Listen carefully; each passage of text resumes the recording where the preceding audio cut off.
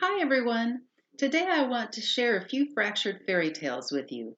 These are stories that take traditional folk tales such as The Three Little Pigs, Three Billy Goats Gruff, and Goldilocks and the Three Bears, which have been passed down for more than 100 years, and put a fresh spin on them.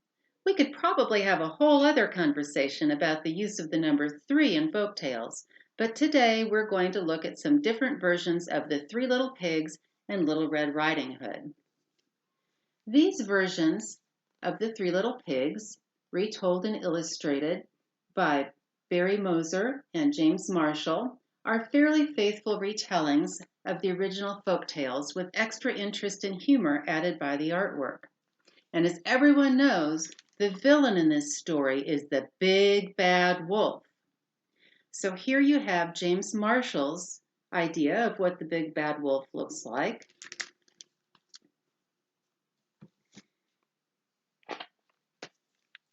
And here is Barry Moser's illustration of the big bad wolf.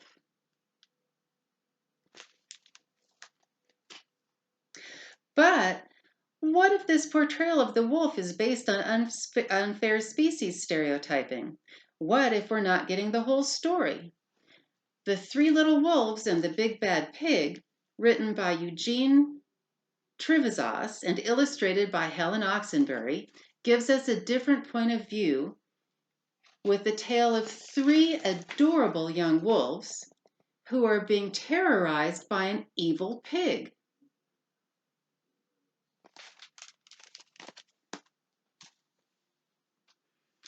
In David Wiesner's The Three Pigs, the little pigs find a way to save themselves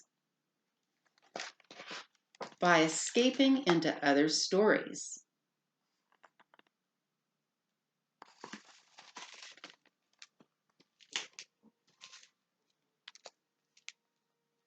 Bruce Whatley's book, Wait No Paint, explores what would happen to the pigs and their story if the illustrator suddenly ran out of pink paint.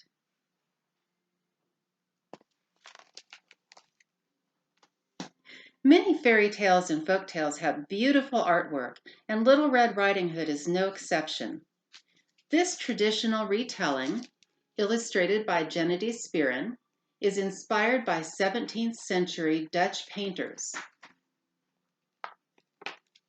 It keeps the wolf in his role as the villain.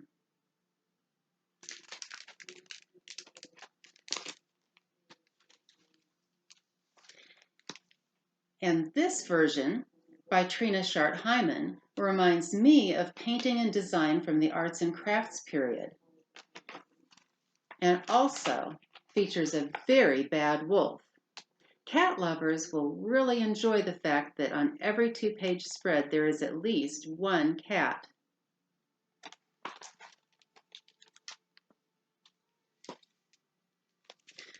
The Cat, the Dog, Little Red, The Exploding Eggs, The Wolf and Grandma by Diane and Christyan Fox is the funny story of Cat trying to explain the Little Red Riding Hood tale to Dog and to convince him that Little Red is not a superhero just because she's wearing a cape.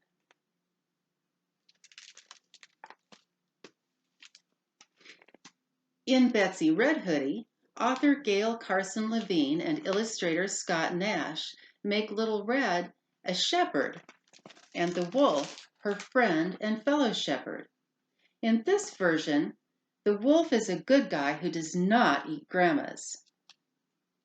Or does he?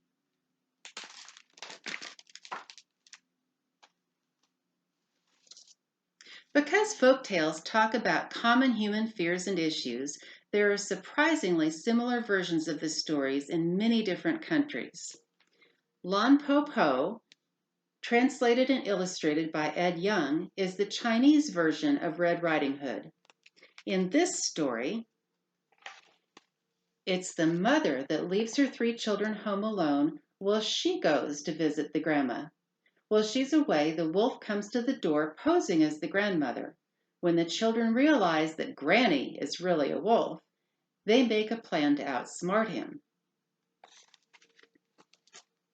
Looking at all the different ways to tell the same story is a lot of fun. So I hope that you'll try reading some fractured fairy tales, and if you're feeling creative, you might even try writing your own.